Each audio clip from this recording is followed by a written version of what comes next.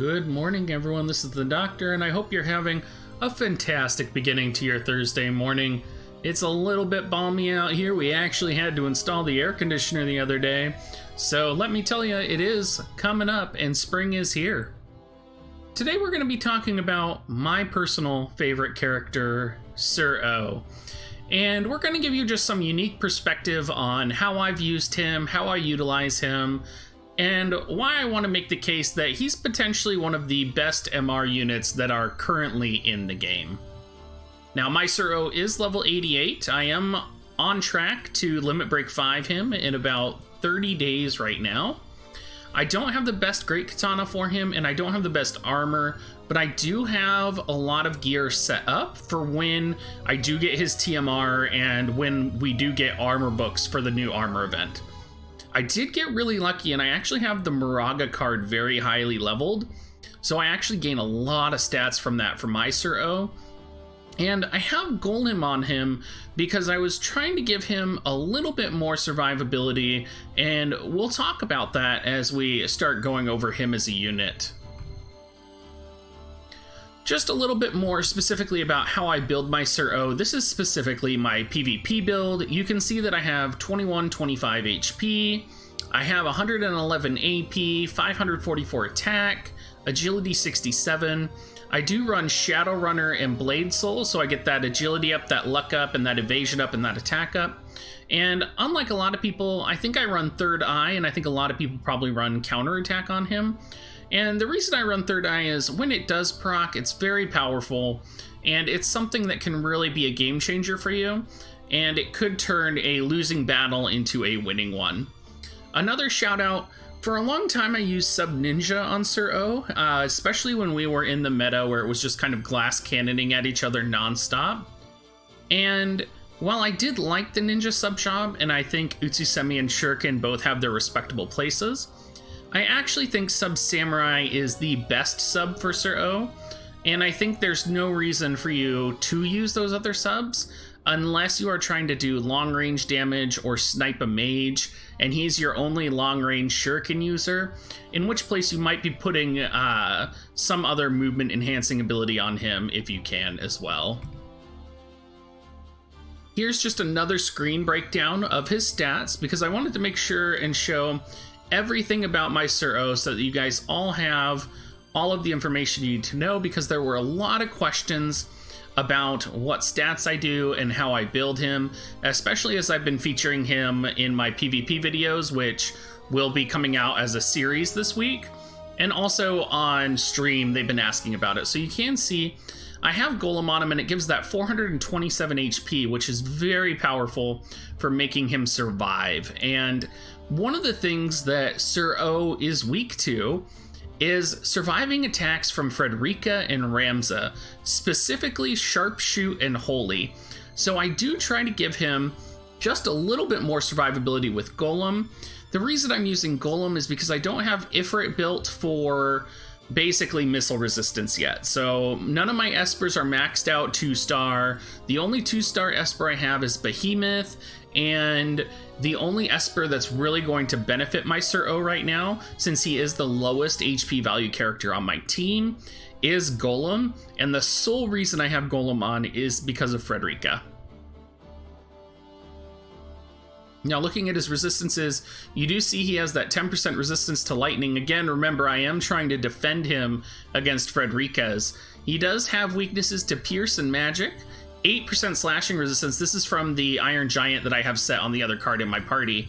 He has 15% water resistance. He is weak to earth and wind, but we don't have much of an earth meta right now. Most of it's going to be Monts, and most of the time Mont isn't going to be using a lot of like earth destructive abilities on you.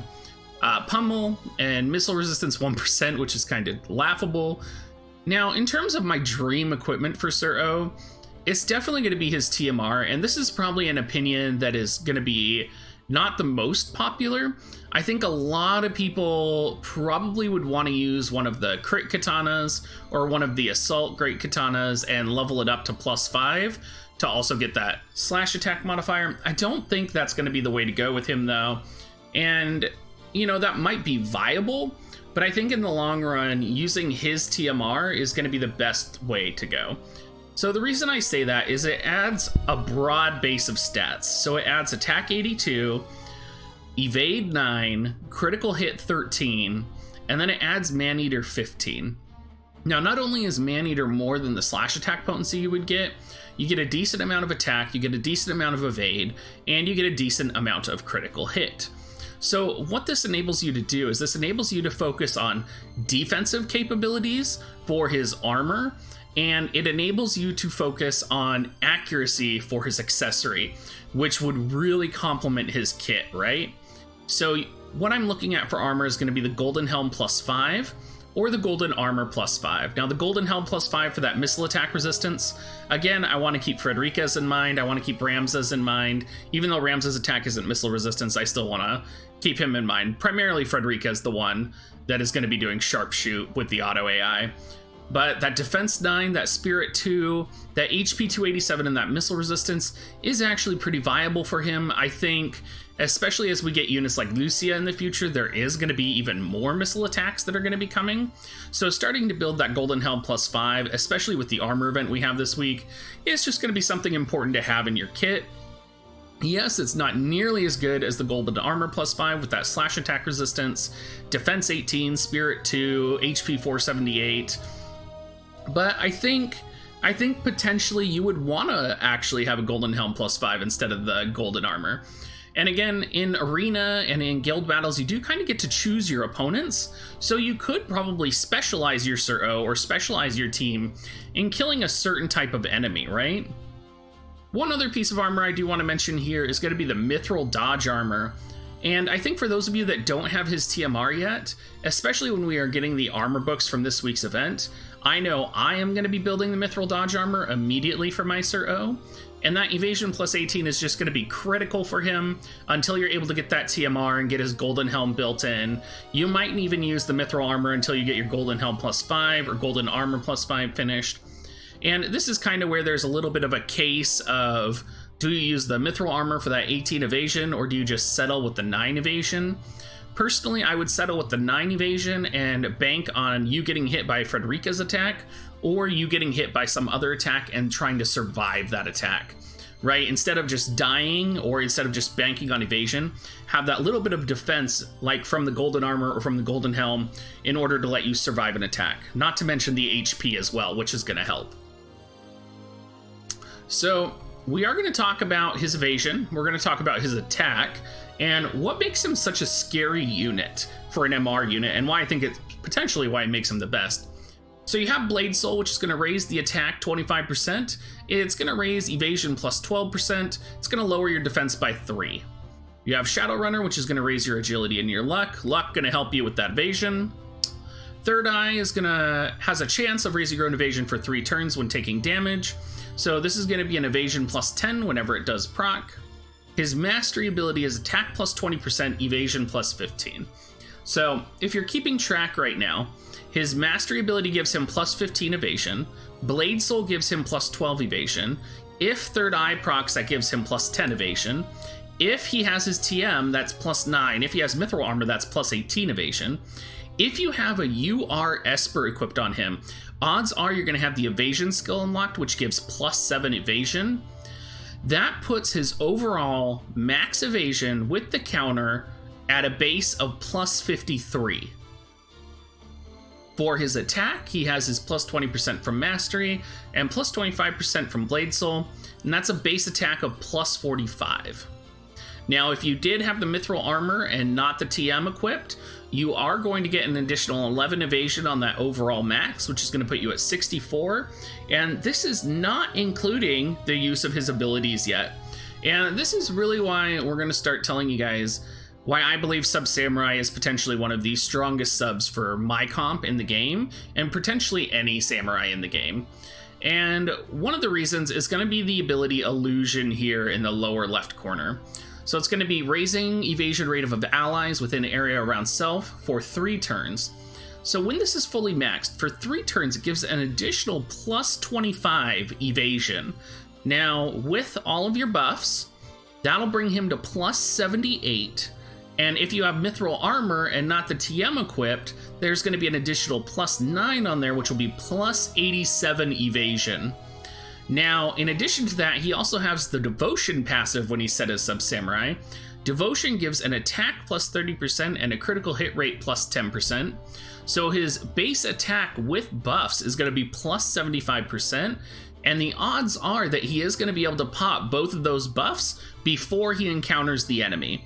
Most of the time he will have illusion up before he's hit, and most of the time he will have devotion up before he attacks. And both of those last for 3 turns, which is very powerful. Now, in terms of his attack abilities, he does have Hien, which of course is a small amount of damage for 12 AP. But if you have him buffed and he was able to get illusion and devotion off, he can actually pop off Congo, which is going to be a large damage attack, which is an AoE in front of him. He could also use Oborozuki, which he does have to get close to the opponent, but it is an attack around him that slows the opponents. And honestly, it's just really powerful. With these buffs, that's a +75% modifier onto a large damage attack. He has innate critical hit rate, plus the critical hit rate from devotion, plus 75% attack, and upwards of 78 to 87 evasion. It's scary.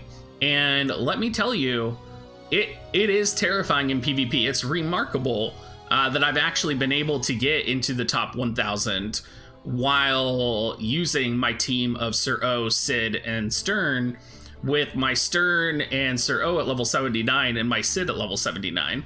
Even before I MLB'd my Sid, that was with no TMRs. So that's with no mithril armor, no TMRs, and I just imagine it getting very scary for the evasion meta in the near future. Now, things to keep in mind for cards. All of that evasion conversation was without the Shiva card. So you could potentially have over 100 evasion if you had a maxed out Shiva card with a buffed Sir O. That's insane, you guys. Other cards I would pair with him would be Ifrit for the +50 attack if it's fully maxed out, and Moraga. Moraga is actually the one I currently have on him for the high HP and the slash attack up. Of course, Odin would help him survive an attack, but overall, you guys, I hope I'm painting a picture for you of why I think Sir O is the best MR unit in the game, and why I personally love using him.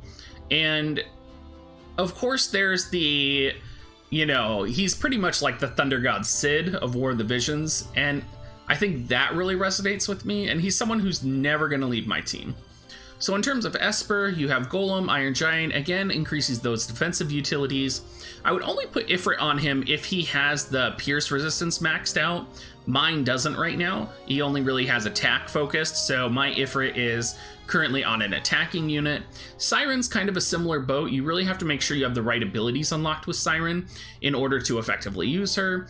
Behemoth is going to be kind of like a bread and butter summon if you want him just to be general offensive, moderately tanky, slash resistance. This will be if you're facing a team that's maybe like all slash heavy, right? Where you want to deploy Golem, Iron Giant, and Behemoth. Sort of like the trifecta of defensive espers. That's kind of what you would want to deploy. So that brings us to the end of our Sir O video, you guys. I hope I was able to make a sufficient case for why Sir O is such a powerful MR unit, and arguably the powerfulest MR unit in the game.